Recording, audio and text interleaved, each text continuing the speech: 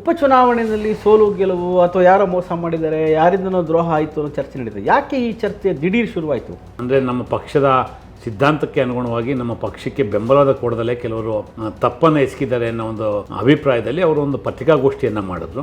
ಮಟ್ಟಿಗೆ ಕಾಂಗ್ರೆಸ್ನ ಶತ್ರುಗಳಲ್ಲ ನಾವು. ಕಾಂಗ್ರೆಸ್ ತಪ್ಪು ಮಾಡ್ತು. ಇವತ್ತು ಬಜೆಟ್ ಅಲ್ಲಿ ಹೆಚ್ಚು ಅನುದಾನ ಕೊಟ್ಟಿರ್ತಕ್ಕಂಥದ್ದು ಮುಸಲ್ಮಾನರಿಗೆ. ನಾವು ಇಷ್ಟು ದೊಡ್ಡ ಸಂಖ್ಯೆಯಲ್ಲಿದ್ದೀವಿ, ಇಷ್ಟು ದೊಡ್ಡ ಮಟ್ಟಿಗೆ ಕಾಂಗ್ರೆಸ್ಗೆ ಬೆಂಬಲ ಕೊಡ್ತಾ ಬಂದಿದ್ದೀವಿ. ಕಾಂಗ್ರೆಸ್ನ ಅಭ್ಯರ್ಥಿಗಳಿಗೆ ಕಣ್ಣು ಮುಚ್ಚಿ ಚುನಾವಣೆಯಲ್ಲಿ ಮತಗಳನ್ನು ಚಲಾಯಿಸಿದ್ದೀವಿ. ಹಾಗಿದ್ದೂ ಕೂಡ ನಮ್ಮನ್ನು ಈ ರೀತಿ ನಡೆಸಿಕೊಂಡದ್ದು ತಪ್ಪು ಅನ್ನುವಂತಹದ್ದು. ಕಾಂಗ್ರೆಸ್ ಪಕ್ಷ ಎಲ್ಲ ಶೋಷಿತ ಸಮುದಾಯಗಳಿಗೆ ಅವಕಾಶಗಳನ್ನ ಕೊಟ್ಕೊಂಡು ಬಂದಿದೆ. ಕಾಂಗ್ರೆಸ್ ಪಕ್ಷ ಕೇವಲ ಮುಸ್ಲಿಮರನ್ನು ವೋಟ್ ಬ್ಯಾಂಕ್ ಆಗಿ ನೋಡೋದನ್ನ ಬಿಡಬೇಕು. ಈ ಕಾಟೆಪಳ್ಳಿ ಅವಳದು ಹೇಳಿದ್ದು ಬಹುತೇಕ ನಾನು ಅವ್ರು ಹೇಳಿದ್ದು ಈಗ ಹೇಳಿದಂಥ ಯಾವ ವಿಚಾರನೂ ಒಪ್ಪೋದಿಲ್ಲ. ಎಲ್ಲರಿಗೂ ನಮಸ್ಕಾರ. ಪ್ರಜಾವಾಣಿಯ ಪಾಡ್ಕಾಸ್ಟ್ಗೆ ಸ್ವಾಗತ. ದಾವಣಗೆರೆಯ ವಿಧಾನಸಭಾ ಚುನಾವಣೆಯಲ್ಲಿ ಮುಸ್ಲಿಂ ಸಮುದಾಯಕ್ಕೆ ಅನ್ಯಾಯವಾಗಿದೆಯೇ ಎಂಬ ವಿಷಯ ಕುರಿತು ಇವತ್ತು ನಾವು ಚರ್ಚೆ ಮಾಡ್ತಾ ಇದ್ದೇವೆ. ಒಟ್ಟಾರೆ ದಾವಣಗೆರೆ ದಕ್ಷಿಣ ವಿಧಾನಸಭಾ ಕ್ಷೇತ್ರದಲ್ಲಿ ಶಾಮನೂರು ಶಿವಶಂಕರಪ್ಪನವರ ನಿಧನ ನಂತರ ಅಲ್ಲಿ ಉಪಚುನಾವಣೆ ನಡೀತು. ಆ ಉಪಚುನಾವಣೆಯಲ್ಲಿ ಆರಂಭದಲ್ಲಿ ಮುಸ್ಲಿಂ ಸಮುದಾಯಕ್ಕೆ ಟಿಕೆಟ್ ನೀಡಬೇಕು ಅನ್ನುವಂತಹ ಒಂದು ಬೇಡಿಕೆ ಇತ್ತು. ಅನೇಕ ಕಾಂಗ್ರೆಸ್ನ ಮುಸ್ಲಿಂ ನಾಯಕರು ತಮ್ಮ ಸಮುದಾಯಕ್ಕೆ ಈ 2 ವರ್ಷದ ಅವಧಿ ಉಪಚುನಾವಣೆ ಅವಧಿಗೆ ಟಿಕೆಟ್ ಕೊಡಿ ಎನ್ನುವಂತಹ ಒಂದು ಮನವಿಯನ್ನು ಕಾಂಗ್ರೆಸ್ ಪಕ್ಷದ ಮೇಲೆ ಮಾಡಿದರು. ಆದರೆ ಶಾಮನೂರು ಶಿವಶಂಕರಪ್ಪನವರ ಪುತ್ರ ಎಸ್ ಮಲ್ಲಿಕಾರ್ಜುನ್, ತೋಟಗಾರಿಕೆ ಸಚಿವರಾಗಿರ್ತಕ್ಕಂಥ ಮಲ್ಲಿಕಾರ್ಜುನ್ ಅವರು ತಮ್ಮ ಮಗನಿಗೆ ಸಮರ್ಥ ಶಾಮನೂರು ಟಿಕೆಟ್ ಕೊಡಬೇಕು ಅನ್ನುವಂತಹ ಒಂದು ಒತ್ತಡವನ್ನು ಕಾಂಗ್ರೆಸ್ ಪಕ್ಷದ ಮೇಲೆ ಹಾಕಿದರು. ಕಾಂಗ್ರೆಸ್ ಪಕ್ಷದ ಅನೇಕ ಲಿಂಗಾಯತ್ ಸಮುದಾಯದ ಮುಖಂಡರು, ಮುಖ್ಯವಾಗಿ ಅಖಿಲ ಭಾರತ ವೀರಶೈವ ಮಹಾಸಭಾದ ರಾಷ್ಟ್ರೀಯ ಅಧ್ಯಕ್ಷ ಅಂತಹ ಸಚಿವರಾದಂತಹ ಈಶ್ವರ್ ಖಂಡ್ರೆ ಅವರು ಕೂಡ ಮಲ್ಲಿಕಾರ್ಜುನ ಪರವಾಗಿ ನಿಂತರು. ಕೊನೆಗೆ ಕಾಂಗ್ರೆಸ್ ಪಕ್ಷ ಸಮರ್ಥ ಶಾಮನೂರು ಅವರಿಗೆ ಟಿಕೆಟ್ ಕೊಡ್ತು. ವಿಧಾನಸಭೆ ಚುನಾವಣೆ ಕೂಡ ಮುಗಿದು ಹೋದ ಮೇಲೆ ಒಂದು ಸಮುದಾಯದ ಕೆಲವು ಪ್ರಮುಖ ನಾಯಕರು, ಅಂದರೆ ಮುಸ್ಲಿಂ ಸಮುದಾಯದ ಕೆಲವು ಪ್ರಮುಖ ನಾಯಕರು ತಮ್ಮ ಕಾಂಗ್ರೆಸ್ ಪಕ್ಷದ ಅಭ್ಯರ್ಥಿಯನ್ನು ಸೋಲಿಸೋದಕ್ಕೆ ಷಡ್ಯಂತ್ರ ಮಾಡಿದ್ದಾರೆ ಎನ್ನುವಂತಹ ಒಂದು ಚರ್ಚೆಯನ್ನು ಅದೇ ಪಕ್ಷದ ಕೆಲವು ಮುಸ್ಲಿಂ ನಾಯಕರು ಯಾರ ಹೆಸರನ್ನು ಹೇಳದೆ ಒಂದು ಪ್ರೆಸ್ ಮೀಟ್ ಮಾಡಿ ಹೇಳಿದರು. ಆ ಬಳಿಕ ಅಬ್ದುಲ್ ಜಬ್ಬಾರ್ ಅವರು ಏನು ವಿಧಾನ ಪರಿಷತ್ ಸದಸ್ಯರಿದ್ದಾರೆ ದಾವಣಗೆರೆ ಅವರು ತಮ್ಮ ಹುದ್ದೆಗೆ ರಾಜೀನಾಮೆ ಕೊಟ್ಟಿದ್ದು ಬಹಿರಂಗ ಆಯಿತು. ಅದಾದ ಬೆನ್ನಲ್ಲೇ ನಜೀರ್ ಅಹಮದ್ ಅವರು ಮುಖ್ಯಮಂತ್ರಿಗಳ ರಾಜಕೀಯ ಕಾರ್ಯದರ್ಶಿ ಮತ್ತು ವಿಧಾನ ಪರಿಷತ್ ಸದಸ್ಯರು, ಅವರು ಕೂಡ ಅವರನ್ನ ವಜಾ ಮಾಡಲಾಯಿತು. ಒಟ್ಟಾರೆ ಕಾಂಗ್ರೆಸ್ ಪಕ್ಷದಲ್ಲಿ ಮುಸ್ಲಿಂ ಸಮುದಾಯದ 2 ಗುಂಪುಗಳ ನಡುವೆ ಒಂದು ಉದ್ವಿಗ್ನ ಪರಿಸ್ಥಿತಿ ಥರ ವಾತಾವರಣ ಇದೆ. ಇವತ್ತು ಈ ಬಗ್ಗೆ ನಮ್ಮ ಜೊತೆ ಚರ್ಚೆ ಮಾಡೋದಕ್ಕಾಗಿ ಕಾಂಗ್ರೆಸ್ ಪಕ್ಷದ ಮಾಧ್ಯಮ ವಿಭಾಗದ ಮುಖ್ಯಸ್ಥರಾದಂತಹ ಹಾಗೂ ವಿಧಾನ ಪರಿಷತ್ ಸದಸ್ಯರು ಆದಂತಹ ರಮೇಶ್ ಬಾಬು ಅವರಿದ್ದಾರೆ. ರಮೇಶ್ ಬಾಬು ಅವರೇ, ನಿಮಗೆ ಸ್ವಾಗತ. ನಮಸ್ಕಾರ. ಹಾಗೆಯೇ ನಮ್ಮ ಜೊತೆಗೆ ಇವತ್ತು ಈ ವಿಷಯದ ಬಗ್ಗೆ ಚರ್ಚೆ ಮಾಡೋದಕ್ಕೆ ಒಟ್ಟಾರೆ ಕಾಂಗ್ರೆಸ್ನ ರಾಜಕಾರಣ, ಮುಸ್ಲಿಂ ಸಮುದಾಯದ ಪ್ರಾತಿನಿಧೀಕರಣ ಮತ್ತು ಮುಸ್ಲಿಂ ಸಮುದಾಯಕ್ಕೆ ಏನು ಸಿಗಬೇಕು ಅಥವಾ ಒಟ್ಟಾರೆ ಸಮಾಜದಲ್ಲಿ ಸೌಹಾರ್ದ ಹೇಗಿರಬೇಕು ಅನ್ನುವಂತಹ ವಿಷಯದ ಬಗ್ಗೆ ಅನೇಕ ಹೋರಾಟಗಳನ್ನು ನಡೆಸ್ತಾ ಬಂದಿರತಕ್ಕಂತಹ ಮುನೀರ್ ಕಾಟಿಪಳ್ಳ ಅವರು CPIM ಪಕ್ಷದ ದಕ್ಷಿಣ ಕನ್ನಡ ಜಿಲ್ಲಾ ಅಧ್ಯಕ್ಷರು ಮತ್ತು ರಾಜ್ಯ ಸಮಿತಿಯ ಸದಸ್ಯರಾಗಿರ್ತಕ್ಕಂಥವರು ಮುನೀರ್ ಕಾಟಿಪಳ್ಳ ಅವರು ನಮ್ಮ ಜೊತೆಗಿದ್ದಾರೆ. ಮುನೀರ್ ಕಾಟಿಪಳ್ಳ ಅವರೇ, ನಿಮಗೂ ಕೂಡ ಸ್ವಾಗತ. ರಮೇಶ್ ಬಾಬು ಅವರೇ, ಒಟ್ಟಾರೆ ಈ ಫಲಿತಾಂಶ ಮೇ 4ನೇ ತಾರೀಕಿದೆ. ಆದರೆ ಫಲಿತಾಂಶಕ್ಕಿಂತ ಮೊದಲೇ ಉಪಚುನಾವಣೆಯಲ್ಲಿ ಸೋಲು ಗೆಲುವು ಅಥವಾ ಯಾರೋ ಮೋಸ ಮಾಡಿದ್ದಾರೆ, ಯಾರಿಂದನೋ ದ್ರೋಹ ಆಯಿತು ಅನ್ನೋ ಚರ್ಚೆ ನಡೀತದೆ. ಯಾಕೆ ಈ ಚರ್ಚೆ ದಿಢೀರ್ ಶುರುವಾಯಿತು? ಅದು ದಿಢೀರ್ ಅಂತೇಳಿ ಉದ್ಭವ ಆಗಿದ್ದಲ್ಲ. ಸ್ವಾಭಾವಿಕವಾಗಿ ಯಾರು ಚುನಾವಣೆಯಲ್ಲಿ ಕಾಂಗ್ರೆಸ್ ಪಕ್ಷದ ಪರವಾಗಿ ಪ್ರಚಾರವನ್ನು ಮಾಡಿದರು, ವಿಶೇಷವಾಗಿ ಅಲ್ಪಸಂಖ್ಯಾತ ಸಮುದಾಯದ ನಮ್ಮ ಪಕ್ಷದ ಮುಖಂಡರು, ಅವ್ರಿಗಿದ್ದಂಥ ಮಾಹಿತಿಯನ್ನು KPCC ಅಧ್ಯಕ್ಷರ ಜೊತೆ, ಮಾನ್ಯ ಮುಖ್ಯಮಂತ್ರಿಗಳ ಜೊತೆ, ಸುರ್ಜೇವಾಲಾ ಜೊತೆ ಹಂಚಿಕೆ ಮಾಡಿಕೊಂಡ್ರು. ಮತ್ತು ಅವ್ರಿಗಿದ್ದಂತಹ, ಅಂದರೆ ನಮ್ಮ ಪಕ್ಷದ ಸಿದ್ಧಾಂತಕ್ಕೆ ಅನುಗುಣವಾಗಿ ನಮ್ಮ ಪಕ್ಷಕ್ಕೆ ಬೆಂಬಲದ ಕೊಡದಲ್ಲೇ ಕೆಲವರು ತಪ್ಪನ್ನು ಎಸಗಿದ್ದಾರೆ ಅನ್ನೋ ಒಂದು ಅಭಿಪ್ರಾಯದಲ್ಲಿ ಅವರು ಒಂದು ಪತ್ರಿಕಾಗೋಷ್ಠಿಯನ್ನು ಮಾಡಿದ್ರು. ಆ ಪತ್ರಿಕಾಗೋಷ್ಠಿ ಆದ ನಂತರ ಕೆಲವಷ್ಟು ಬದಲಾವಣೆಗಳು ಅಥವಾ ಮಾರ್ಪಾಡುಗಳಾಗಿದ್ದಾವೆ. ಅದನ್ನು ಹೊರತುಪಡಿಸಿದ್ರೆ ನಮಗೆ ಏನು ಒಂದು ಸಂಪ್ರದಾಯವನ್ನು ಮುಂಚೆಯಿಂದ ಪರಿಪಾಲನೆ ಮಾಡ್ಕೊಂಡು ಬಂದಿದ್ದೀವಿ. ಯಾವುದೇ ವಿಧಾನಸಭಾ ಕ್ಷೇತ್ರದಲ್ಲಿ ಯಾವುದೇ ಸಿಟ್ಟಿಂಗ್ MLA ಶಾಸಕರು ನಿಧನ ಆದಂಥ ಸಂದರ್ಭದಲ್ಲಿ ಅವರ ಕುಟುಂಬದವರಿಗೆ ಒಂದು ಅವಕಾಶ ಕೊಡುವಂಥದ್ದು ಮುಂಚೆಯಿಂದಲೂ ಕಾಂಗ್ರೆಸ್ ಪಕ್ಷ ಪರಿಪಾಠ ಮಾಡ್ಕೊಂಡು ಬಂದಿರತಕ್ಕಂಥದ್ದು. ಅದಕ್ಕೆ ಅನುಗುಣವಾಗಿ ಇವತ್ತೇನು ಶಾಮನೂರವರು ನಿಧನ ಆಗಿದ್ದಾರೆ, ಹಾಗಾಗಿ ಅವರ ಕುಟುಂಬಕ್ಕೆ ಇಲ್ಲಿ ಟಿಕೆಟನ್ನು ಕೊಡಬೇಕು ದಾವಣಗೆರೆ ದಕ್ಷಿಣದಲ್ಲಿ. ಅದೇ ಥರ ಬಾಗಲಕೋಟೆಯಲ್ಲಿ ಮೇಟಿರವರ ಕುಟುಂಬದ ಸದಸ್ಯರಿಗೆ ಟಿಕೆಟನ್ನು ಕೊಡಬೇಕು ಅಂತೇಳಿ ಕಾಂಗ್ರೆಸ್ ಪಕ್ಷ ನಿರ್ಧಾರವನ್ನು ತಗೋತು. ಈ ನಿರ್ಧಾರಕ್ಕೆ ಪೂರಕವಾಗಿ ಸ್ಥಳೀಯವಾಗಿ ದಾವಣಗೆರೆ ಮತ್ತು ಬೆಂಗಳೂರಿನ ಎಲ್ಲ ಅಲ್ಪಸಂಖ್ಯಾತರ ನಾಯಕರು ಮತ್ತು ಮುಖಂಡರುಗಳು, ಶಾಸಕರು ಸಹಮತವನ್ನು ಕೊಟ್ಟಿದ್ದರು. ಅದೇ ರೀತಿ ಬಾಗಲಕೋಟೆನಲ್ಲೂ ಸಹ ಕಾಂಗ್ರೆಸ್ ಪಕ್ಷದ ಮುಖಂಡಗಳು ಸಹಮತವನ್ನು ಕೊಟ್ಟಿದ್ದರು. ಈ ಹಿನ್ನೆಲೆಯಲ್ಲಿ ಆಯ್ಕೆ ಆಯಿತು. ಅದಾದ ನಂತರ ಚುನಾವಣೆ ಘೋಷಣೆಯಾಗಿ ಚುನಾವಣೆ ನಡೆಯುವಂಥ ಸಂದರ್ಭದಲ್ಲಿ ಕೆಲವು ನಾಯಕರು ತಮಗೆ ಕೊಟ್ಟಂಥ ಜವಾಬ್ದಾರಿ ನಿರ್ವಹಣೆ ಮಾಡಲಿಲ್ಲ ಅನ್ನೋ ಕಾರಣಕ್ಕೆ ಏನು KPCC ಮತ್ತು ಪಕ್ಷದ ಮುಖಂಡರಿಗೆ ಬಂದಂಥ ಮಾಹಿತಿಗೆ ಅನುಗುಣವಾಗಿ AICCಗೆ ಒಂದು ವರದಿಯನ್ನು ಸಹ ಕೊಟ್ಟಿದ್ದಾರೆ. ಅದಕ್ಕೆ ಪೂರಕವಾಗಿ ಕೆಲವು ಸಲೀಂ ಅಹಮದ್ ಅವರು ಇರ್ಬೋದು, ರಿಜ್ವಾನ್ ರವರು ಇರ್ಬೋದು, ತಮ್ಮ ಅಭಿಪ್ರಾಯವನ್ನು ವ್ಯಕ್ತಪಡಿಸಿದ್ರು. ತಪ್ಪು ಅಂತ ಅಲ್ಲ, ಅವ್ರಿಗೇನು ಅನಿಸಿದೆ ಅದನ್ನು ಪಕ್ಷದ ಮುಖಂಡರಾಗಿ ಪಕ್ಷದ ವೇದಿಕೆ ಒಳಗಡೆ ಅಭಿಪ್ರಾಯವನ್ನು ಕೊಟ್ಟರು. ಪಕ್ಷದ ಕಚೇರಿನಲ್ಲೇ ಅವರು ಒಂದು ಪತ್ರಿಕಾಗೋಷ್ಠಿಯನ್ನು ಮಾಡಿದ್ರು. ಇದಕ್ಕೆ ಅನುಗುಣವಾಗಿ ಸನ್ಮಾನ್ಯ ಜಬ್ಬಾರ್ ಅವರು ಅವರೇ ಒಂದು ಸ್ವಯಂ ಪ್ರೇರಿತವಾದಂಥ ರಾಜೀನಾಮೆಯನ್ನು ಕೊಟ್ಟರು. ಅವರು ರಾಜೀನಾಮೆಯನ್ನು ಕೊಟ್ಟ ನಂತರ ಕೆಲವು ಘಟನೆಗಳಾಗಿ AICC ನಿರ್ದೇಶನಕ್ಕೆ ಅನುಗುಣವಾಗಿ ಸನ್ಮಾನ್ಯ ನಜೀರ್ ಅವರನ್ನು ಮುಖ್ಯಮಂತ್ರಿಗಳ ಕಾರ್ಯದರ್ಶಿ ಹುದ್ದೆಯಿಂದ ಬಿಡುಗಡೆ ಮಾಡಲಾಯಿತು. ಅಷ್ಟು ಬಿಟ್ಟರೆ ನೋಡಿದಂತೆ ಸ್ವಾಭಾವಿಕವಾಗಿ ಅವರ ಅಭಿಪ್ರಾಯಗಳನ್ನ ವ್ಯಕ್ತಪಡಿಸಿದ್ದಾರೆ. ಮತ್ತು ಸನ್ಮಾನ್ಯ DK ಶಿವಕುಮಾರ್ ಅವರು ಜಬ್ಬಾರ್ ಅವರನ್ನು ಪಕ್ಷದ ಸದಸ್ಯರಿಂದ ಅಮಾನತು ಮಾಡಿದ್ದಾರೆ. ಇಷ್ಟು ಬಿಟ್ಟರೆ ನೋಡಿದಂತೆ ಸ್ವಾಭಾವಿಕವಾಗಿ ತಮ್ಮ ಅಭಿಪ್ರಾಯಗಳನ್ನ ವ್ಯಕ್ತಪಡಿಸಿದ್ದಾರೆ. ಬಿಟ್ಟರೆ ಆ ಥರ ಗಾಬರಿ ಪಡೋ ಅಂಥದ್ದು ಅಥವಾ ಏನೋ ಒಂದು ದೊಡ್ಡ ಬೆಳವಣಿಗೆ ಆಗಿದೆ ಅಂತ ಯೋಚನೆ ಮಾಡೋಂಥ ಯಾವುದೇ ಪರಿಸ್ಥಿತಿ ನಿರ್ಮಾಣ ಆಗಿಲ್ಲ. ಸ್ವಾಭಾವಿಕವಾಗಿ ಒಂದು ಚುನಾವಣಾ ಪ್ರಕ್ರಿಯೆಯಲ್ಲಿ ಏನೇನು ಆಗ್ಬೋದು ಅಂದರೆ ಇಂತಹ ಒಂದು ಅಸಮಾಧಾನಗಳು ಬಂದಂಥ ಸಂದರ್ಭದಲ್ಲಿ ಇಲ್ಲಿ ಕಾರಣ ಇಷ್ಟೇ. ಯಾಕೆ ಇದು ದೊಡ್ಡ ಮಟ್ಟದಲ್ಲಿ ಸುದ್ದಿ ಆಯಿತು ಅಂದರೆ ಚುನಾವಣೆ ನಡೆದಿದೆ, ಫಲಿತಾಂಶ ಬರುವಂಥದ್ದು ಮೇ 4ನೇ ತಾರೀಕು. ಮಧ್ಯದಲ್ಲಿ ಒಂದು ಗ್ಯಾಪ್ ಸಿಕ್ತು. ಆ ಗ್ಯಾಪ್ ಸಂದರ್ಭದಲ್ಲಿ ಕೆಲವರು ತಮ್ಮ ಅಭಿಪ್ರಾಯ ಕೊಟ್ಟಿದ್ದರಿಂದ ಇಂತಹ ಬೆಳವಣಿಗೆಗಳಾಗಿದೆ. ಬಿಟ್ಟರೆ ಕಾಂಗ್ರೆಸ್ ಪಕ್ಷದಲ್ಲಿ ಈ ಥರದ್ದು ಇದು ಹೊಸದು ಅಲ್ಲ, ಹಳೇದು ಅಲ್ಲ, ಮತ್ತು ಮುಂದೆ ನಡೆಯೋದಿಲ್ಲ ಅಂತಲೂ ಇಲ್ಲ. ಅದೇ ಮುನೀರ್ ಕಾಟಿಪಾಳ್ ಅವರಿಗೆ ಒಟ್ಟಾರೆ ಕಾಂಗ್ರೆಸ್ ಪಕ್ಷ ಕಳೆದ 2 ಚುನಾವಣೆಯಲ್ಲಿ ನೀವು ನೋಡಿದ್ರಿ. ಈಗ ಮುಸ್ಲಿಂ ಸಮುದಾಯದವರು ಬೇಷರತ್ತಾಗಿ ಕಾಂಗ್ರೆಸ್ ಜೊತೆ ನಿಂತರು. ಅದು BJP ರಾಜ್ಯದಲ್ಲಿ ಅಧಿಕಾರಕ್ಕೆ ಬರಬಾರ್ದು ಎನ್ನುವ ಒಂದು ಕಾರಣ ಇಟ್ಕೊಂಡು 2 ಚುನಾವಣೆ ನಾನು ಭಾಳ ಗಂಭೀರವಾಗಿ ಗಮನಿಸಿದ ಹಾಗೆ 2013 ಮತ್ತು 2018 ಮತ್ತು 2023 3 ಚುನಾವಣೆಗಳಲ್ಲಿ ಮುಸ್ಲಿಂ ಸಮುದಾಯದವರು ಕಾಂಗ್ರೆಸ್ಗೆ ಒಟ್ಟು ಬೆಂಬಲವನ್ನು ಕೊಟ್ಟರು. ಈಗ ದಾವಣಗೆರೆ ವಿಧಾನಸಭಾ ಚುನಾವಣೆ ವಿಷಯಕ್ಕೆ ಬಂದರೆ 2,13,000 ಮತಗಳು ಒಟ್ಟಿರ್ತಕ್ಕಂಥದ್ದು. ಅಲ್ಲಿ ಸುಮಾರು 70,000 ರಿಂದ 80,000 ಮುಸ್ಲಿಂ ಮತದಾರರಿದ್ದಾರೆ ಎನ್ನುವಂಥದ್ದು ಒಂದು ಮಾಹಿತಿ. ಹಾಗಿರುವಾಗ ಅವ್ರು ಕೇಳಿದ ತಪ್ಪ ಅಥವಾ ಆ ಥರದ ಒಂದು ಬೇಡಿಕೆಯನ್ನು ಒಂದು ಸಮುದಾಯ ಹೆಚ್ಚಿನ ಸಂಖ್ಯೆಯಲ್ಲಿದ್ದಾಗ ಈ ಬಾರಿ ತಮಗೆ ಕೊಡಿ ಅಂತ ಕೇಳಿದ ತಪ್ಪ ಅಥವಾ ಏನು ತಮಗೇನು ಅನಿಸುತ್ತೆ ಒಬ್ಬ CPM ಪಕ್ಷದ ಮುಖಂಡರಾಗಿ? ಮುಸ್ಲಿಂ ಸಮುದಾಯ ಕಾಂಗ್ರೆಸ್ಗೆ ನೀವು ಹೇಳಿದ ಹಾಗೆ ಬೇಷರತ್ತಾದಂತ ಬೆಂಬಲವನ್ನು ಕೊಟ್ಟಿದೆ. ಕಾಂಗ್ರೆಸ್ ಪಕ್ಷಕ್ಕೆ ಮುಸ್ಲಿಮರು ಮಾತ್ರ ಅಲ್ಲ, ಇಲ್ಲಿಯ ಎಲ್ಲಾ ಜಾತ್ಯತೀತ ಪಕ್ಷಗಳು ಸಂಘಟನೆಗಳು ಕೂಡ ಬಿಜೆಪಿಯ ಒಂದು ಅಪಾಯದಿಂದ ಈ ಕರ್ನಾಟಕವನ್ನ ಡಬಲ್ ಇಂಜಿನ್ ಸರ್ಕಾರ ಅಂತ ಹೇಳ್ತಾ ಇದ್ರು, ಅದನ್ನ ಪಾರ್ ಮಾಡಬೇಕು ಅಂತ ಹೇಳ್ಕೊಂಡು ಎಲ್ಲ ಬೇಷರತ್ ಬೆಂಬಲವನ್ನ ಕೊಟ್ಟಿದ್ವಿ. ಮುಸ್ಲಿಂ ಸಮುದಾಯ ಯಾವುದೇ ಕಾರಣಕ್ಕೂ ಕೂಡ ತನ್ನ ಮತಗಳನ್ನ ವಿಭಜಿಸಿಕೊಳ್ಬಾರ್ದು ಅಂತ ಹೇಳಿ ನಾವು ಕೂಡ ಕರಾವಳಿ ಕರ್ನಾಟಕದಲ್ಲಿ ಬಹಳ ದೊಡ್ಡ ರೀತಿಯಲ್ಲಿ ಮುಸ್ಲಿಂ ಸಮುದಾಯದ ಮಧ್ಯೆ ಕೂಡ ಚುನಾವಣೆಯ ಸಂದರ್ಭದಲ್ಲಿ ಕೆಲಸ ಮಾಡಿದ್ವಿ. ಕಾಂಗ್ರೆಸ್ ಪರವಾಗಿ ಆ ವೋಟ್ಗಳು ಒಂದೇ ಕಡೆಗೆ ಕ್ರೋಢೀಕರಣ ಆಗ್ಬೇಕು ಅನ್ನೋ ನಿಟ್ಟಿನಲ್ಲಿ.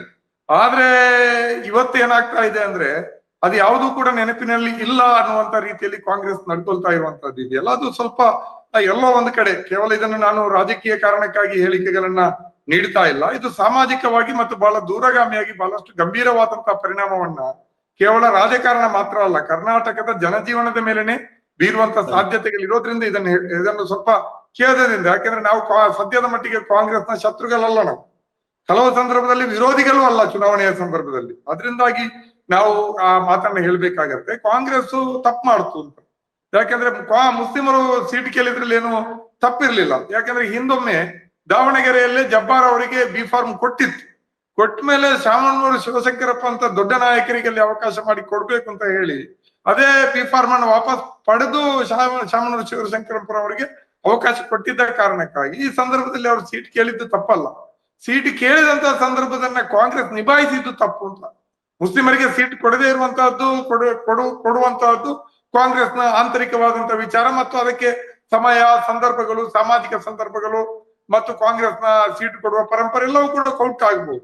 ಆದ್ರೆ ನಿರಾಕರಣೆ ಮಾಡುವಾಗ ಸಮುದಾಯವನ್ನ ಹೆಚ್ಚು ವಿಶ್ವಾಸಕ್ಕೆ ತೆಗೆದುಕೊಳ್ಳುವಂತ ಅವಶ್ಯಕತೆ ಇತ್ತು. ಮುಸ್ಲಿಂ ಸಮುದಾಯವನ್ನ ಸಮಾಧಾನ ಪಡಿಸುವಂತ, ವಿಶ್ವಾಸಕ್ಕೆ ತೆಗೆದುಕೊಳ್ಳುವಂತಹ ಮತ್ತು ಈ ಹಿಂದೆ ಹಾವೇರಿಯ ಇದರಲ್ಲಿ ಶಿಗ್ಗಾವಿನಲ್ಲಿ ನಡೆದಂತ ಉಪಚುನಾವಣೆಯಲ್ಲಿ ಮುಸ್ಲಿಂ ಅಭ್ಯರ್ಥಿಗೆ ಸೀಟ್ ಕೊಟ್ಟು ಅಲ್ಲಿ ಗೆಲ್ಲಿಸಿಕೊಂಡು ಬಂದದ್ದು, ಇದೆಲ್ಲವನ್ನು ಕೂಡ ಇಟ್ಕೊಂಡು ಸಮುದಾಯವನ್ನು ವಿಶ್ವಾಸ ತೆಗೆದುಕೊಂಡು ನಡ್ಕೊಳ್ಳುವ ಬದಲಿಗೆ ಯಾಕೋ ಕಾಂಗ್ರೆಸ್ ಒಂದು ರೀತಿಯಲ್ಲಿ ನಮಗೆ ಅಂತ ಅವಶ್ಯಕತೆ ಏನಿಲ್ಲ, ನಾವು ಮನಸ್ಸು ಇದ್ದವರಿಗೆ ನಾವು ಸೀಟ್ ಕೊಡ್ತೀವಿ ಅನ್ನೋ ರೀತಿಯಲ್ಲಿ ನಡ್ಕೊಂಡಿದ್ದಿದೆಯಲ್ಲ, ಅದು ಮುಸ್ಲಿಂ ಸಮುದಾಯದ ಒಟ್ಟು ಭಾವನೆಗಳನ್ನ ಘಾಸಿಗೊಳಿಸಿದೆ.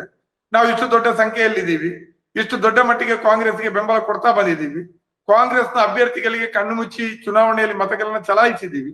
ಹಾಗಿದ್ದೂ ಕೂಡ ನಮ್ಮನ್ನು ಈ ರೀತಿ ನಡೆಸ್ಕೊಂಡದ್ದು ತಪ್ಪು ಅನ್ನುವಂತಹದ್ದು ಸಾಮಾನ್ಯ ಮುಸ್ಲಿಮರ ತಲೆಯಲ್ಲಿ, ದಾವಣಗೆರೆ ಮಾತ್ರ ಅಲ್ಲ, ಅದರ ಗಡಿಗಳನ್ನು ದಾಟಿ ರಾಜ್ಯದಲ್ಲಿ ವ್ಯಾಪಕವಾಗಿ ಅಭಿಪ್ರಾಯ ಬಂತು. ಅದರಿಂದಾಗಿ ಕಾಂಗ್ರೆಸ್ ಈ ಸೀಟು ಕೊಡೋದು ಮುಸ್ಲಿಮರಿಗೆ ಕೊಡ್ಬೇಕಿತ್ತು, ಕೊಡ್ಲಿಲ್ಲ ಅನ್ನುವ ಚರ್ಚೆಗಿಂತೂ ಕೂಡ ಕಾಂಗ್ರೆಸ್ ನಡ್ಕೊಂಡ ರೀತಿ ಇದೆಯಲ್ಲ, ಅದು ಇವತ್ತು ಈ ಮಟ್ಟಿಗೆ ತಂದು ನಿಂತಿದೆ. ರಮೇಶ್ ಬಾಬು ಅವರವರ ಪಾರ್ಟಿಯನ್ನ ಸಮರ್ಥಿಸಿಕೊಳ್ಳಿಕ್ಕೆ ಇದು ಅಂತ ದೊಡ್ಡದೇನಾಗಿಲ್ಲ ಅಂತ ಹೇಳ್ಬಹುದು. ನಿಜಕ್ಕೂ ದೊಡ್ಡ ರೀತಿಯ ಪರಿಣಾಮಗಳಾಗ್ತಾ ಇದೆ. ಯಾಕಂದ್ರೆ ಮುಸ್ಲಿಂ ಸಮುದಾಯದ ಒಳಗಿನ ವ್ಯಕ್ತಿಯಾಗಿ ಆ ಮುಸ್ಲಿಂ ಸಮುದಾಯದ ಸಾಮಾಜಿಕ ಜಾಲತಾಣದ ಗುಂಪುಗಳಲ್ಲಿ ನಡೀತಾ ಇರುವಂತಹ ಚರ್ಚೆಗಳು ಮತ್ತು ಮುಸ್ಲಿಂ ಸಮುದಾಯದ ಮದುವೆ ಮುಂಜಿ ಇಂಥ ಕಾರ್ಯಕ್ರಮಗಳಲ್ಲಿ ನಡೀತಾ ಇರುವಂತಹ ಚರ್ಚೆಗಳನ್ನ ನಾವು ಒಂದು 10-15-20 ದಿವಸಗಳಿಂದ ಸೀರಿಯಸ್ ಆಗಿ ಗಮನಿಸಿರೋದ್ರಿಂದ ಇದು ಕಾಂಗ್ರೆಸ್ ಪಕ್ಷಕ್ಕೆ ಬಹಳ ದೊಡ್ಡ ರೀತಿಯಾದಂತಹ ಹಾನಿಯನ್ನ ಮಾಡ್ತದೆ. ಆ ಹಾನಿ ಕಾಂಗ್ರೆಸ್ ಪಕ್ಷಕ್ಕೆ ಮಾತ್ರ ಆಗೋದಿಲ್ಲ, ಅದ್ರ ಆಚೆಗೆ ರಾಜ್ಯದ ಒಟ್ಟು ಜಾತ್ಯತೀತವಾದಂತಹ ಒಂದು ಹಂದರ ಏನಿದೆ ಅಥವಾ ರಾಜಕೀಯ ಸಂದರ್ಭ ಏನಿದೆ ಅದು ಘಾಸಿಯನ್ನು ಉಂಟು ಮಾಡ್ತದೆ. ಮತ್ತು ಅದರ ಒಟ್ಟು ಪರಿಣಾಮ ಬಿಜೆಪಿ ಸೇರಿದಂತೆ ನಕಾರಾತ್ಮಕ ಶಕ್ತಿಗಳು ಪಡ್ಕೊಳ್ತಾರೆ ಅನ್ನುವಂತ ಆತಂಕ ನಮ್ಗಿದೆ. ಇಷ್ಟು ನಾನು ಹೇಳಿಕ್ ಬಯಸ್ತೀನಿ. ಅದೇ ಈಗ ಕಾಟಿಪಳ್ಳ ಅವ್ರು ಹೇಳ್ದಂಗೆ ರಮೇಶ್ ಬಾಬು ಅವರಿಗೆ ಒಟ್ಟಾರೆ ಏನಾಯಿತು, ಈ ಚುನಾವಣೆಯಲ್ಲಿ ಮುಸ್ಲಿಮರಿಗೆ ಟಿಕೆಟ್ ಕೊಡದೇ ಇರೋದು ಒಂದು, ಅವರನ್ನು ಒಟ್ಟು ಎಲ್ಲರನ್ನ ವಿಶ್ವಾಸಕ್ಕೆ ತಗೊಂಡು ಮಾಡಬೇಕಾಗಿತ್ತು ಅನ್ನುವಂಥ ಅಭಿಪ್ರಾಯ. ಯಾಕೆಂದರೆ ಶಿಗ್ಗಾವಿನಲ್ಲಿ ಕೂಡ ಅದೇ ಥರ ಚರ್ಚೆ ಇತ್ತು. ಬಸವರಾಜ ಬೊಮ್ಮಾಯಿ ಅವ್ರ ಮಗ ಭರತ್ ಬೊಮ್ಮಾಯಿ ನಿಂತಾಗ ಲಿಂಗಾಯತ್ ಸಮುದಾಯಕ್ಕೆ ಹೋದು ಬೇರೆ ಸಮುದಾಯಕ್ಕೆ ಕೊಡಿ ಅಂತ.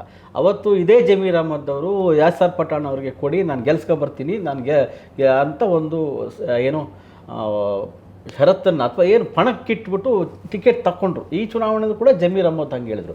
ನನಗೆ ಒಂದು ಕಾಟಿಪ್ಪಾಳ ಅವರು ಅನಿಸೋದು, ದಾವಣಗೆರೆಯಲ್ಲಿ ಸಮಸ್ಯೆಗೆ ಮೂಲ ಕಾರಣ ಆಗಿದ್ದೇ ಮಲ್ಲಿಕಾರ್ಜುನ್ ಅಂತ. ಅದನ್ನು ರಮೇಶ್ ಬಾಬು ಅವರು ಒಪ್ತಾರಲ್ಲೋ ಗೊತ್ತಿಲ್ಲ. ಯಾಕೆಂದರೆ ಅವ್ರು ಸ್ಟಾರ್ಟಿಂಗಲ್ಲಿ ಏನು ಹೇಳಿದ್ರು, ಜಮೀರ್ ಅಹ್ಮದ್ ಯಾರು ಇಲ್ಲಿ ಕೇಳೋಕ್ಕೆ, ಅವ್ರು ಏನು ಈ ದಾವಣಗೆರೆಗೆ ಅವ್ರಿಗೆ ಏನು ಸಂಬಂಧ ಅಂತಂದರು. ಅಲ್ಲಿಂದ ಒಂಥರದ ವೈಯಕ್ತಿಕವಾದಂತಹ ಜಿದ್ದಾಜಿದ್ದಿ ಶುರುವಾಯ್ತಾ ಅಂತ ಅನಿಸುತ್ತೆ.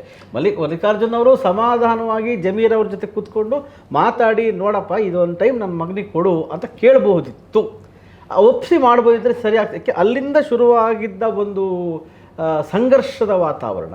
ಜಮೀರ್ ಅಹ್ಮದ್ ಪ್ರಚಾರಕ್ಕೆ ಕರಿಬೇಕು ಅಂತ ದಾವಣಗೆರೆಯಲ್ಲಿ ಮುಖ್ಯಮಂತ್ರಿಗಳು ಮತ್ತು ಉಪಮುಖ್ಯಮಂತ್ರಿಗಳು ಹೋದಲ್ಲೆಲ್ಲ ಶುರು ಮಾಡಿದರು.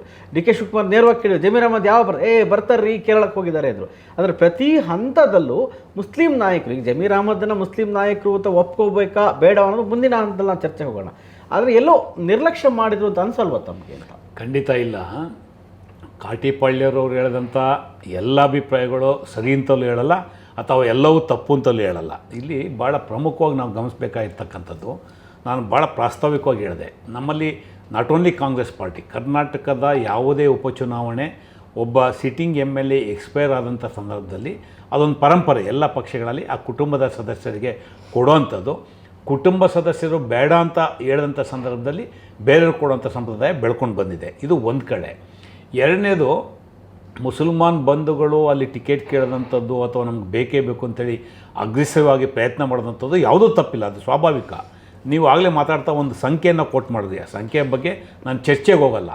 ನೀವು ಡಿಲಿಮಿಟೇಷನ್ ಆದಮೇಲೆ 2008ರಿಂದ ಇಲ್ಲೂವರೆಗೆ ನಿರಂತರವಾಗಿ ಆ ಕ್ಷೇತ್ರದಲ್ಲಿ ಶಾಮನೂರು ಶಿವಶಂಕರಪ್ಪನವರು ಪರ್ಸೆಂಟೇಜ್ ಆಫ್ ವೋಟು ಜಾಸ್ತಿ ಮಾಡ್ಕೊಂಡು ಬಂದಿದ್ದಾರೆ. ಅಟ್ ದ ಸೇಮ್ ಟೈಮ್ ಬೇರೆ ಪಕ್ಷದಿಂದ ಆಗಲಿ ಅಥವಾ ಇಂಡಿಪೆಂಡೆಂಟ್ ಆಗಲಿ ಮುಸಲ್ಮಾನ್ ಕ್ಯಾಂಡಿಡೇಟ್ ಇರಲಿಲ್ವಾ? ಖಂಡಿತ ಇದ್ದರು. ನೀವು ಅವರಾಗಲೇ ಮಾತಾಡ್ತಾ ಜಬ್ಬಾರ್ ಅವ್ರ ಬಗ್ಗೆ ಉಲ್ಲೇಖ ಮಾಡಿದ್ರು ಕಾಟ್ಪಾಡಿ ಅವರು. ಆ ಜಬ್ಬಾರ್ ಅವರಲ್ಲ, ಅಲ್ಲಿ ನಮ್ಮ ಸೈಫುಲ್ಲಾರ್ ಅವರು ಈ was A candidate from JDS 19,000 ವೋಟನ್ನು ತಗೊಂಡಿದ್ರು. ಅದಲ್ಲದೆ ಪ್ರತಿ ಚುನಾವಣೆಯಲ್ಲಿ 7ರಿಂದ 8 ಜನ 9 ಜನ ಮೈನಾರಿಟಿ ಕ್ಯಾಂಡಿಡೇಟು ಪ್ರತಿ ಚುನಾವಣೆಯಲ್ಲಿ ಇದ್ದಾರೆ, ಇದೇನು ಹೊಸದಲ್ಲ.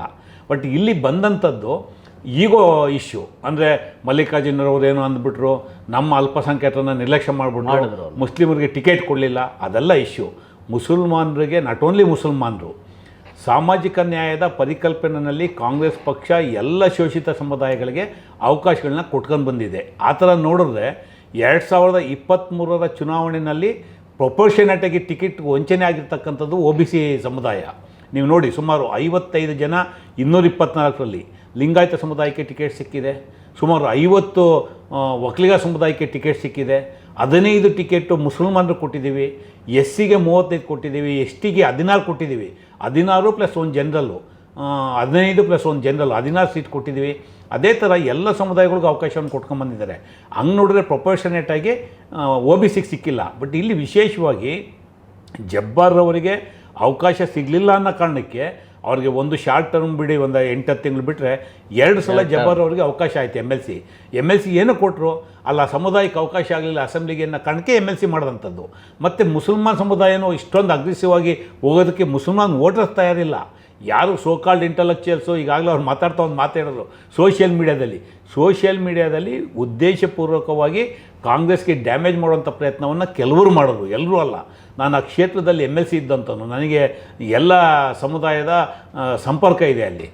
ಹಾಗಾಗಿ ಅಲ್ಲಿರ್ತಕ್ಕಂಥ ವೋಟರ್ಸ್ ಏನಿದ್ದಾರೆ 75 to 80% they are with Congress party. ವೋಟನ್ನು ಸಹ ಕೊಟ್ಟಿದ್ದಾರೆ, ಎರಡನೇ ಮಾತಿಲ್ಲ. ಇವರು ಕೆಲವರು ಆ ಥರದ ವಾತಾವರಣ ನಿರ್ಮಾಣ ಮಾಡೋದು ಅದು ತಪ್ಪು ಅಂತಲ್ಲ, ನಾನು ಒಪ್ಕೋತೀನಿ. ಶಿಗ್ಗಾಂವನ್ನ ಇಲ್ಲಿ ನಾವು ಕಂಪೇರ್ ಮಾಡೋಕ್ಕೆ ಬರೋದಿಲ್ಲ. ಶಿಗ್ಗಾಂವಲ್ಲಿ ನಾವೇ ತೀರ್ಮಾನ ಮಾಡಿ ಅಲ್ಲಿ ಮುಸಲ್ಮಾನ್ ಕ್ಯಾಂಡಿಡೇಟ್ ಆಗಿ ಮುಖ್ಯಮಂತ್ರಿ ಮಗನ ವಿರುದ್ಧ ಗೆಲ್ಲಿಸ್ಕೊಂಡ್ಬಂದಿದ್ದೀವಿ. ಅಂದರೆ ಒಟ್ಟಾರೆ ಪ್ರಯತ್ನ. ಇಲ್ಲೂ ಸಹ ಅಷ್ಟೇ ಒಟ್ಟಾರೆ ಪ್ರಯತ್ನ ಆಗಿದೆ. ಕೆಲವರು ತಮ್ಮ ಅಸಮಾಧಾನವನ್ನು ವ್ಯಕ್ತಪಡಿಸಿದ್ದಾರೆ, ಅದು ತಪ್ಪು ಅಂತ ಹೇಳೋದಕ್ಕೆ ಬರೋದಿಲ್ಲ. ಅವರು ಟಿಕೆಟ್ ಕೇಳೋದಾಗಲಿ ಮತ್ತೊಂದಾಗಲಿ ತಪ್ಪೇನಿಲ್ಲ. ನ್ಯಾಚುರಲಿ ಕಾಂಗ್ರೆಸ್ ಪಕ್ಷ ತನ್ನ ಪ್ರಯತ್ನವನ್ನು ಮಾಡಿದೆ. ಅಲ್ಲ ಕಾಟಿಪಳ್ಳರೆ, ಒಂದು ಇಲ್ಲಿ ಮುಖ್ಯವಾಗಿ ದಾವಣಗೆರೆಯಲ್ಲಿ ಚರ್ಚೆ ಬಂದ ವಿಷಯ ಏನು ಅಂದರೆ, ಶಾಮನೂರವರು ಶಾಸಕರಾಗಿದ್ದರು, ಅವರ ಮಗ ಮಲ್ಲಿಕಾರ್ಜುನ ಶಾಸಕರಾಗಿ ನಂತರ ಸಚಿವರಾಗಿದ್ದರು, ಮಲ್ಲಿಕಾರ್ಜುನರ ಪತ್ನಿ ದಾವಣಗೆರೆ ಸಂಸದರಾಗಿದ್ದರು. ಅಂದರೆ ಒಂದೇ ಕುಟುಂಬಕ್ಕೆ ಎಲ್ಲವೂ ಬೇಕಾ ಅನ್ನುವಂಥದ್ದು ಕೂಡ ಮುಖ್ಯ ಪ್ರಶ್ನೆ ಆಗಿತ್ತು. ಈಗ ಯಾಸರ್ ಪಠಾಣ್ ಅವ್ರನ್ನ ಟಿಕೆಟ್ ಕೊಡುವಾಗ ಅಲ್ಲಿ ಬೇರೆ ಪ್ರಶ್ನೆ ಬಂತು, ಈಗ ರಮೇಶ್ ಬಾಬು ಹೇಳಿದ ಹಾಗೆ. ಮತ್ತು ಅಲ್ಲಿ ಕಾಂಗ್ರೆಸ್ ಸೀಟ್ ಆಗಿರಲಿಲ್ಲ. ಅಲ್ಲಿ ಬೊಮ್ಮಾಯಿ ಅವರು ಏನು ಲೋಕಸಭಾ ಚುನಾವಣೆಯಲ್ಲಿ ಗೆದ್ದು ಸಂಸದರಾಗಿ ಹೋದರು, ಆ ಕಾರಣಕ್ಕೆ ರಾಜೀನಾಮೆ ಕೊಟ್ಟ ಕ್ಷೇತ್ರ ಆಗಿತ್ತು. ಇಲ್ಲಿ ಮುಸ್ಲಿಂ ಸಮುದಾಯ ಅಥವಾ ಇತರವರಿಗೆ ನಿನ್ನೆ ಜಬ್ಬಾರ್ ಮಾತಾಡುವಾಗ ಒಂದು ಮಾತು ಹೇಳ್ತಾ ಇದ್ರು, ನಾವು ನಮಗೆ ಕೊಡಿ ಅಂತ ಕೇಳಿದ್ವಿ, ನಮಗೆ ಕೊಟ್ಟಿಲ್ಲ ಅಂದರೆ ಕುರುಬ್ರಿಗೋ ಮತ್ತೊಬ್ಬರಿಗೋ ಯಾರೋ OBCಗೋ ಕೊಡಿ ಎನ್ನುವಂತಹ ಬೇಡಿಕೆಯನ್ನು ಕೊಟ್ಟಿದ್ವಿ, ಅದು ಕೊಡಲಿಲ್ಲ ಅನ್ನುವಂಥ ಒಂದು ಅಸಮಾಧಾನ. ಈ ಕುಟುಂಬ ರಾಜಕಾರಣ ಇದೆಯಲ್ಲ, ಅದು ಎಲ್ಲ ಪಕ್ಷದಲ್ಲೂ ಇದೆ. ಯಡಿಯೂರಪ್ಪನವರ ಒಬ್ಬ ಮಗ MP ಇದ್ದಾರೆ, ಇನ್ನೊಬ್ಬ ಮಗ ಸಂಸದ ಇದ್ದಾರೆ. ದೇವೇಗೌಡರ ಕುಟುಂಬದಲ್ಲೂ ಹಾಗೆ ಇದೆ. ಸಿದ್ದರಾಮಯ್ಯನವರು ಕೂಡ ಅವರು ಮುಖ್ಯಮಂತ್ರಿ, ಅವ್ರ ಮಗ MLC. ಕುಟುಂಬ ರಾಜಕಾರಣ ಹೊಸ್ತಲ್ಲ. ದಾವಣಗೆರೆಯಲ್ಲಿ ಇನ್ನು 2 ವರ್ಷ ಅವಧಿಗೆ ಇದನ್ನೆಲ್ಲ ಚುನಾವಣೆ. ಈ ಹಂತದಲ್ಲಿ ಇದು ಒಂದು ಪ್ರಶ್ನೆ ಬಂತ ಹೇಗೆ? ಯಾಕೆಂದರೆ ನಾವು ಡೆಮಾಕ್ರಸಿ ವ್ಯವಸ್ಥೆಯಲ್ಲಿದ್ದೇವೆ, ಎಲ್ಲವೂ ನಮ್ಮ ಕುಟುಂಬಕ್ಕೆ ಬೇಕು ಅನ್ನೋದು ಎಷ್ಟು ಸರಿ ಅನ್ನುವಂಥದ್ದು ಕೂಡ ಮುಖ್ಯ ನೆಲೆಗೆ ಬಂತಲ್ಲಿ ಅಲ್ವಾ? ಬಹುಶಃ ಅಲ್ಲಿ ಒಂದು ಈಗೋ ಪ್ರಶ್ನೆ ಆಯ್ತು. ನೀವು ಅವಾಗ ಹೇಳಿದ್ರಿ ಜಮೀರ್ ಅವರನ್ನ ಕೆಣಕುವ ರೀತಿಯಲ್ಲಿ ಅದು ಪ್ರತಿಷ್ಠೆ ಆಗಿ ಬಂತು ಇಬ್ಬರ ಮಧ್ಯೆ ಅಂತ ಮಲ್ಲಿಕಾರ್ಜುನ್ ಅವರು ಹೇಳಿರುವ ಮಾತು.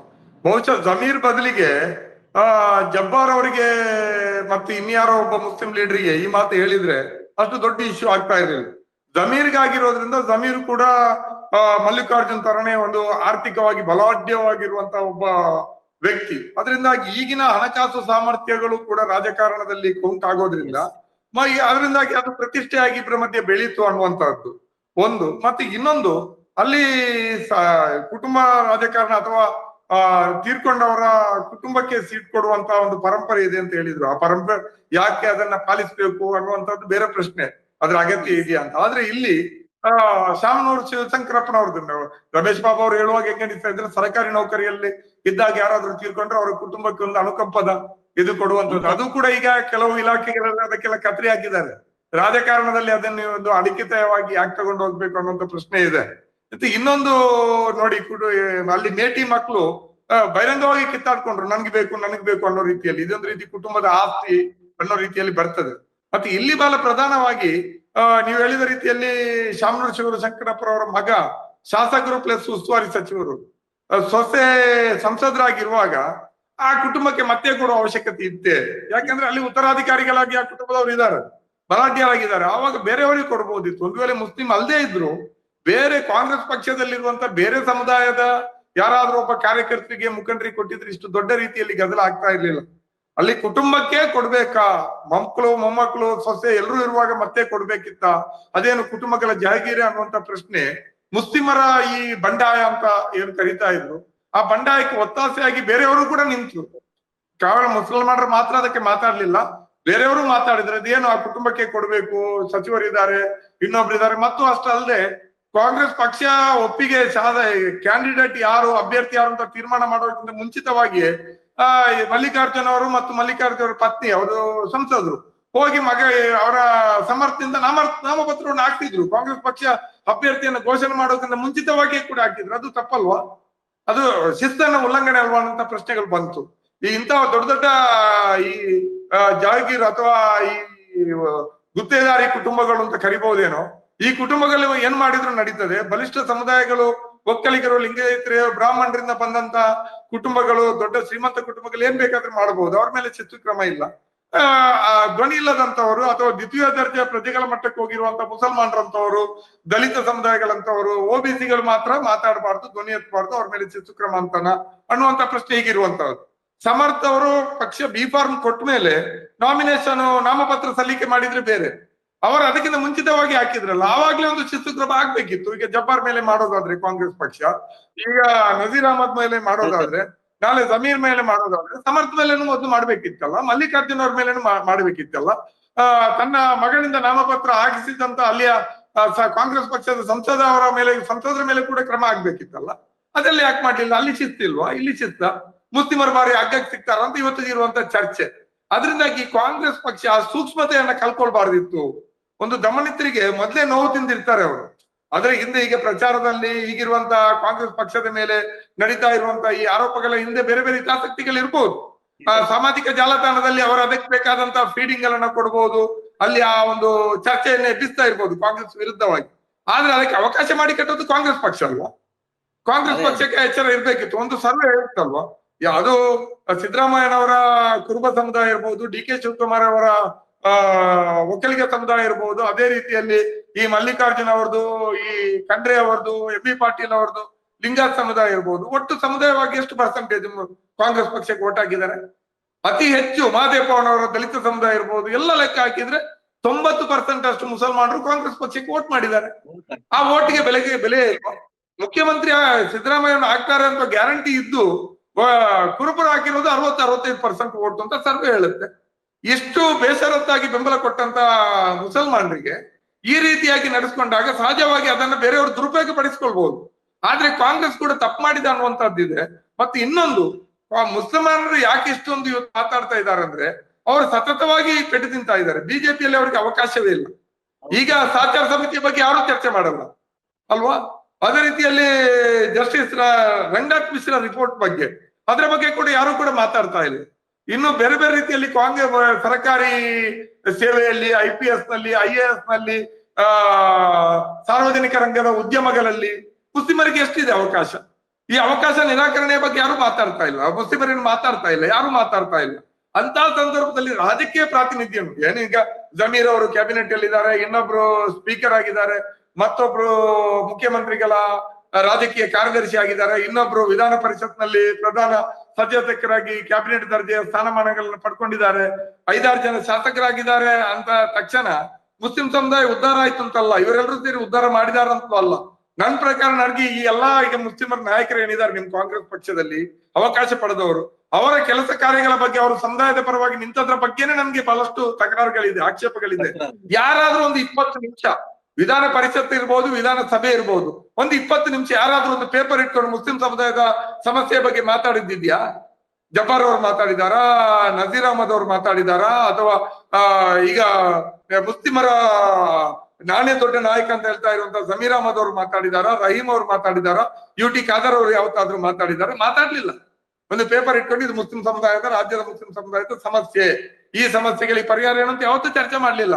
ಆದ್ರೂ ಕೂಡ ಒಂದು ಪ್ರಾತಿನಿಧ್ಯದ ಪ್ರಶ್ನೆ ಬಂದಾಗ ಮುಸ್ಲಿಂ ಸಮುದಾಯ ಬಹಳಷ್ಟು ಭಾವುಕವಾಗಿ ಇವತ್ತು ಇರುವಂತಹ ಸಂದರ್ಭದಲ್ಲಿ ಈ ರೀತಿಗಳು, ಅವರು ಕೆಲವು ಸೀಟ್ಗಳಾದ್ರು ಅಸೆಂಬ್ಲಿಯಲ್ಲಿ ಆದ್ರೂ ನಮ್ಗೆ ಇರ್ಲಿ ಅಂತ, ನಮ್ಗೆ ಮಾತಾಡ್ಲು ಒಂದು ಜನ ಇರ್ಲಿ ಅಂತ. ಮುಖ್ಯಮಂತ್ರಿ ಕಚೇರಿಯಲ್ಲಿ ನಜೀರ್ ಅಹಮದ್ ಅವ್ರು ಇದ್ದು ಏನು ದೊಡ್ಡ ಲಾಭ ಆಯ್ತು ಅನ್ನುವಂಥದ್ದು ಬೇರೆ. ಹೋದ್ರಲ್ಲಿ ನಜೀರ್ ಅಹಮದ್ ಇದಾರೆ, ನಮ್ ಮಂಗ್ಳೂರ್ನಲ್ಲಿ ಹಿಂಗ ಆಯ್ತು, ನಮ್ಗೆ ಹಿಂಗ್ ಹೊಡೆದ್ರು, ನಮ್ಮವ್ರು ಹಿಂಗ್ ಕೊಂದ್ರು, ನಮ್ಗೆ ಹಿಂಗ್ ಪರಿಹಾರ ಸಿಗ್ಲಿಲ್ಲ ಅಂತ ಹೋಗಿ ಎಲ್ಲಿ ಯಾರಾದ್ರೂ ಒಬ್ರು ಜನ ಇದ್ದಾರೆ ಅನ್ನುವಂಥದ್ದು ಇರ್ತದೆ. ಅವ್ರ ಮೇಲೇನು ಕೂಡ ಕ್ರಮ ತಗೊಂಡ್ರೆ ಸಮುದಾಯ ಸಹಜವಾಗಿ ಅದು ಸಿಟ್ಟು ಏನಾಗುತ್ತೆ ಅಂದ್ರೆ ಅದು ಆಕ್ರೋಶವಾಗಿ ಪರಿವರ್ತನೆ ಆಗ್ತದೆ. ಅಸಹಾಯಕತೆ, ಹತಾಶೆ ಬಹಳ ದೊಡ್ಡ ರೀತಿಯಾದಂತಹ ಒಂದು ಪ್ರತಿರೋಧಕ್ಕೆ ಕೂಡ ಕಾರಣ ಆಗ್ತದೆ. ಇವತ್ತು ಆಗ್ತಾ ಇರೋದು ಅದು.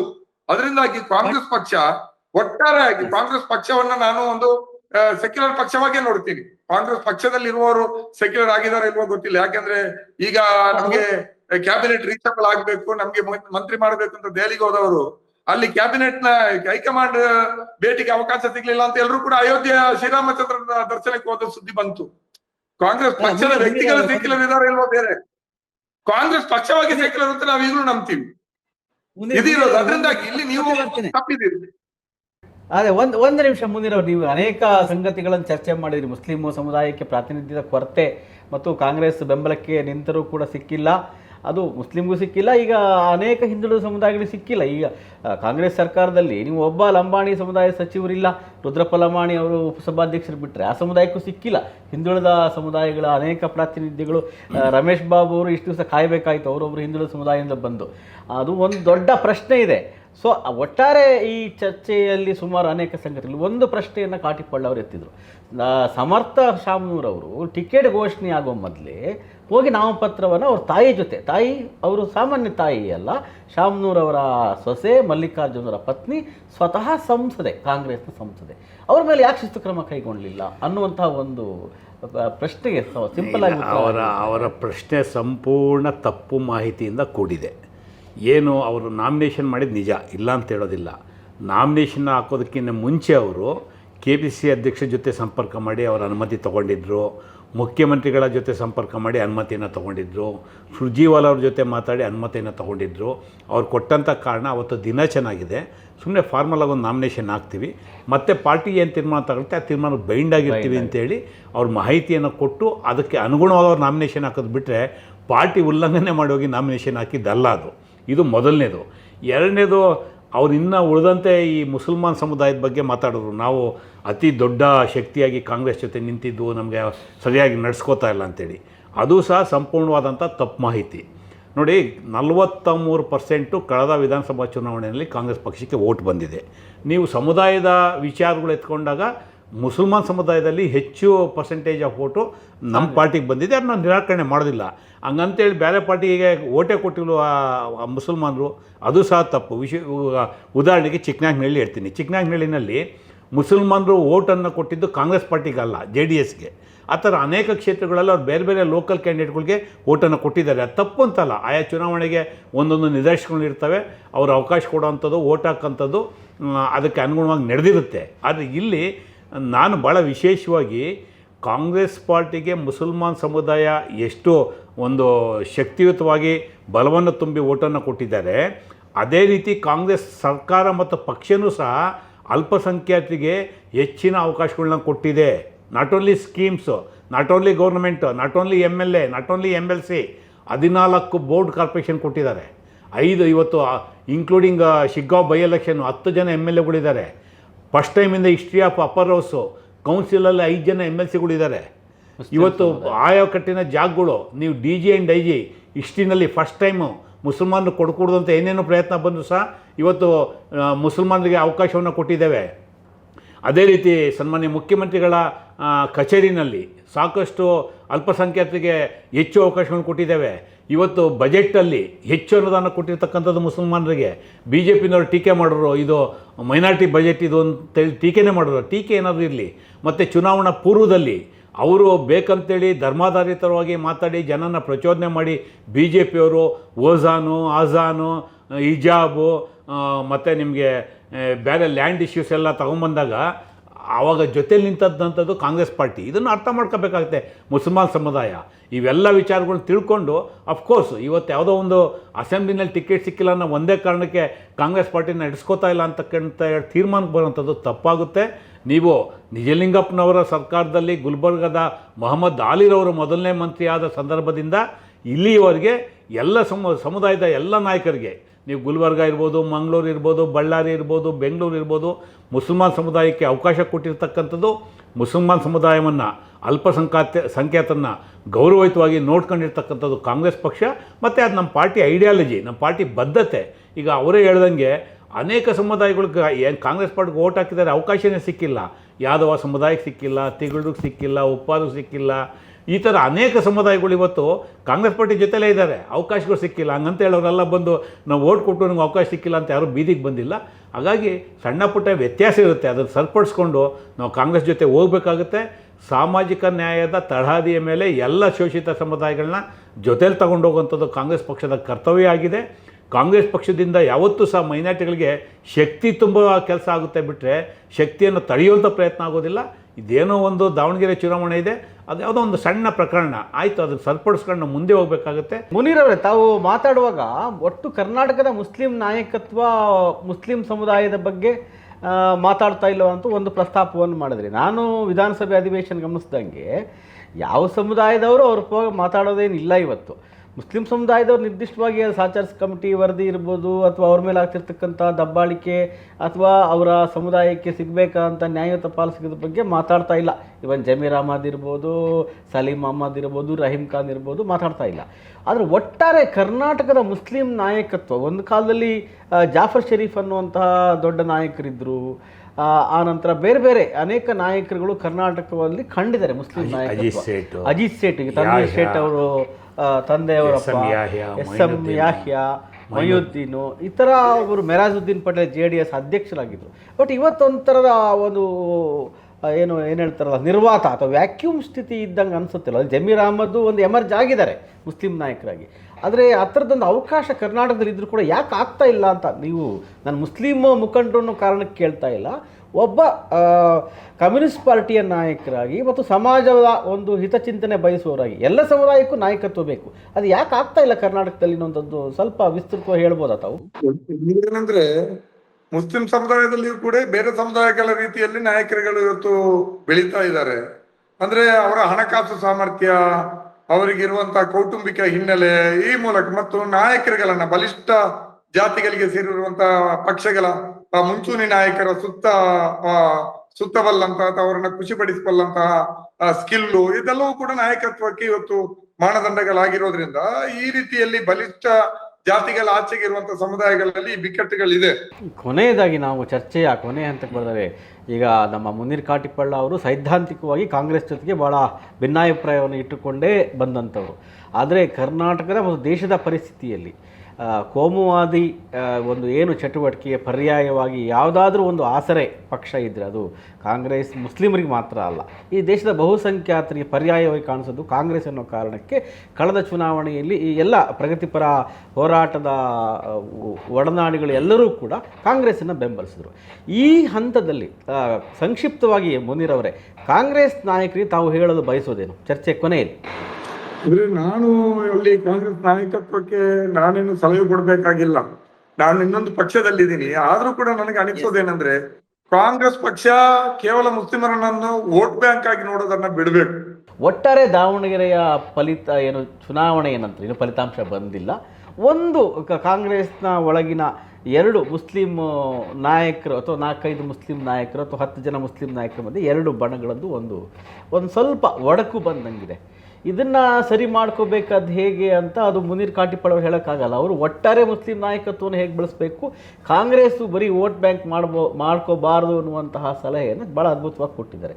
ತಾವು ಪಕ್ಷದ ವಿಧಾನ ಪರಿಷತ್ ಸದಸ್ಯರಾಗಿ, ಮಾಧ್ಯಮ ವಿಭಾಗದ ಮುಖ್ಯಸ್ಥರಾಗಿ, ಪಕ್ಷದಲ್ಲಿ ಭಾಳ ಇತ್ತೀಚೆಗೆ ಬಂದರೂ ಕೂಡ ಭಾಳ ಪ್ರಮುಖವಾದಂತಹ ಒಂದು ಹುದ್ದೆಗೆ ಜವಾಬ್ದಾರಿಗಳನ್ನು ನಿರ್ವಹಿಸ್ತಾ ಇದ್ದೀರಿ. ಕೊನೆಯದಾಗಿ ಚರ್ಚೆಯ ಕೊನೆಯಲ್ಲಿ ತಾವು ಏನು ಹೇಳಕ್ಕೆ ಬಯಸ್ತೀರಿ? ಮೈನಾರಿಟಿಗೆ ಇವತ್ತು ಸಿದ್ದರಾಮಯ್ಯನವರ ಕಾಂಗ್ರೆಸ್ ಸರ್ಕಾರ, DK ಶಿವಕುಮಾರ್ ಸರ್ಕಾರ ಅವಕಾಶವನ್ನು ಕೊಟ್ಟಿದೆ. ಆ ಥರದ ಅಭಿಪ್ರಾಯಗಳನ್ನ ಮೂಡಿಸುವಂಥ ಪ್ರಯತ್ನ ಯಾರೂ ಮಾಡೋದು ಬೇಡ. ವಿಶೇಷವಾಗಿ ಭಾಳಷ್ಟು ಕಡೆ ಆಯಕಟ್ಟಿನ ಸ್ಥಳಗಳಲ್ಲಿ ಅದು IPS ಇರ್ಬೋದು, IAS ಇರ್ಬೋದು, ACS ಅಂದರೆ ಅಡಿಷನಲ್ ಚೀಫ್ ಸೆಕ್ರೆಟರಿ ಇರ್ಬೋದು, ಗೌರ್ಮೆಂಟ್ ಸೆಕ್ರೆಟರಿಯೇಟ್ ಇರ್ಬೋದು, ಇವೆಲ್ಲ ಕೊಟ್ಟಿದ್ದೇವೆ. ಹಾಗಾಗಿ ಆ ಪ್ರಶ್ನೆ ಇಲ್ಲ. ಏನಿವತ್ತು ದಾವಣಗೆರೆ ವಿಚಾರ ತಾವು ಪ್ರಸ್ತಾಪ ಮಾಡಿದ್ದೀರಾ, ದಾವಣಗೆರೆ ವಿಚಾರ ಅಫ್ಕೋರ್ಸು ಈಗ ಮೇ 4ರವರೆಗೂ ಈ ಥರದ ಅಭಿಪ್ರಾಯಗಳು ಇರುತ್ತೆ. ನಮಗೆ ವಿಶ್ವಾಸ ಇದೆ ಎಲ್ಲ ಗುಂಪುಗಳನ್ನ ಕಾಂಗ್ರೆಸ್ ಪಕ್ಷ ಒಟ್ಟಿಗೆ ತೊಗೊಂಡೋಗುವಂಥ ಪ್ರಯತ್ನವನ್ನು ಮಾಡ್ತಾರೆ. ಇವತ್ತು ತಾತ್ಕಾಲಿಕವಾಗಿ ಏನು ಸ್ವಲ್ಪ ಮನಸ್ತಾಪಗಳು ಬಂದಿದೆ ಅದನ್ನು ಸರಿಪಡಿಸ್ಕೊಂಡು ಅಲ್ಪಸಂಖ್ಯಾತ ಸಮುದಾಯಕ್ಕೆ ವಿಶ್ವಾಸವನ್ನು ತುಂಬಿ ಅವ್ರನ್ನ ಪಕ್ಷ ಜೊತೆಲಿ ಕರ್ಕೊಂಡು ಹೋಗುವಂಥ ಕೆಲಸವನ್ನು ಸಿದ್ದರಾಮಯ್ಯನವರ, DK ಶಿವಕುಮಾರ್ನವರ ಸರ್ಕಾರ ಮಾಡುತ್ತೆ ಅನ್ನೋ ಮಾತನ್ನು ಕಾಂಗ್ರೆಸ್ ಪಕ್ಷದ ಪರವಾಗಿ ಹೇಳೋದಕ್ಕೆ ಇಷ್ಟಪಡ್ತೇನೆ. ಒಟ್ಟಾರೆ ಇಲ್ಲಿಯವರೆಗೆ ನಾವು ದಾವಣಗೆರೆ ವಿಧಾನಸಭಾ ಚುನಾವಣೆಯ ಮತದಾನದ ನಂತರ ನಡೆದಂತಹ ಕಾಂಗ್ರೆಸ್ ಪಕ್ಷದ ಎರಡು ಮುಸ್ಲಿಂ ಬಣಗಳ ನಡುವೆ ನಡೆದಂತಹ ಏನು ಒಂದು ಸಣ್ಣ ಮಟ್ಟದ ಒಡಕಿನ ಕುರಿತು ಮತ್ತು ಮುಸ್ಲಿಂ ಸಮುದಾಯಕ್ಕೆ ಪ್ರಾತಿನಿಧ್ಯ ಮತ್ತು ಮುಸ್ಲಿಂ ಸಮುದಾಯಕ್ಕೆ ಏನಾಗಬೇಕು, ಮುಸ್ಲಿಂ ನಾಯಕರು ಏನು ಕೆಲಸ ಮಾಡಬೇಕು ಮತ್ತು ಕಾಂಗ್ರೆಸ್ ಅವ್ರನ್ನ ವೋಟ್ ಬ್ಯಾಂಕ್ ಆಗಿ ನಡೆದುಕೊಳ್ಳದೆ ಅವ್ರನ್ನ ಹೇಗೆ ಒಬ್ಬ ಸೆಕ್ಯುಲರ್ ಲೀಡರ್ ಆಗಿ ಮತ್ತು ಎಲ್ಲ ಸಮುದಾಯದ ನಾಯಕರಾಗಿ ರೂಪಿಸಿಕೊಳ್ಳುವಂತಹ ಅವಶ್ಯಕತೆ ಇದೆ ಎನ್ನುವಂತಹ ಚರ್ಚೆಯನ್ನು ಮುನೀರ್ ಕಾಟಿಪಳ್ಳವರು ಮಾಡಿದ್ದಾರೆ. ಕಾಂಗ್ರೆಸ್ ಪಕ್ಷ ಏನು ಮಾಡ್ತಾ ಇದೆ, ಇಲ್ಲಿವರೆಗೆ ಮುಸ್ಲಿಮರ ಪರವಾಗಿ ಏನು ಮಾಡಿದೆ, ಆ ಕಾರಣಕ್ಕೆ ಏನನ್ನು ಎದುರಿಸ್ತಾ ಇದೆ, ಇನ್ನೂ ಕೂಡ ಈ ದಾವಣಗೆರೆಯ ವಿಷಯ ಇದನ್ನು ನಾವು ಬಗೆಹರಿಸ್ಕೊಂಡು ಹೋಗ್ತೇವೆ ಎನ್ನುವಂತಹ ಅಭಿಪ್ರಾಯವನ್ನು ರಮೇಶ್ ಬಾಬು ವ್ಯಕ್ತಪಡಿಸಿದ್ದಾರೆ. ಇಲ್ಲಿ ಒಟ್ಟಾರೆ ಮುಸ್ಲಿಂ ಸಮುದಾಯದಲ್ಲಿ ಒಂದು ಒಡಕು ಮೂಡಲು ಕಾರಣವಾದ ಮತ್ತು ಅದನ್ನು ಬಗೆಹರಿಸಬಹುದಾದ ಮತ್ತು ಏನಾಗಬೇಕಾಗಿದೆ ಮುಸ್ಲಿಂ ಸಮುದಾಯಕ್ಕೆ ಇವತ್ತು ಅದರ ಮೂಲಕ ಕಾಂಗ್ರೆಸ್ ಪಕ್ಷ ಕೂಡ ಏನನ್ನು ತನ್ನ ತಪ್ಪನ್ನು ತಿದ್ದುಕೊಳ್ಬೇಕಾಗಿದೆ ಎನ್ನುವಂತಹ ಒಟ್ಟಾರೆ ಚರ್ಚೆ ನಾವು ಇಲ್ಲಿವರೆಗೆ ಮಾಡಿದ್ದೇವೆ. ನಮ್ಮ ಜೊತೆ ಇಲ್ಲಿಯವರೆಗೆ ಚರ್ಚೆಯಲ್ಲಿ ಪಾಲ್ಗೊಂಡಂತಹ ರಮೇಶ್ ಬಾಬು ಅವರೇ ನಿಮಗೆ ಧನ್ಯವಾದಗಳು. ನಮಸ್ತೆ. ಹಾಗೆಯೇ ಮುನೀರ್ ಕಾಟಿಪಳ್ಳಿ ಅವರೇ ನಿಮಗೂ ಕೂಡ ಧನ್ಯವಾದಗಳು. ಇಲ್ಲಿಯವರೆಗೆ ನಮ್ಮ ಚರ್ಚೆಯನ್ನು ವೀಕ್ಷಣೆ ಮಾಡಿದಂತಹ ಎಲ್ಲರಿಗೂ ಕೂಡ ಧನ್ಯವಾದಗಳನ್ನ ಹೇಳ್ತಾ ನನ್ನ ಕಾರ್ಯಕ್ರಮ ಮುಗಿಸ್ತೇನೆ. ನಮಸ್ಕಾರ.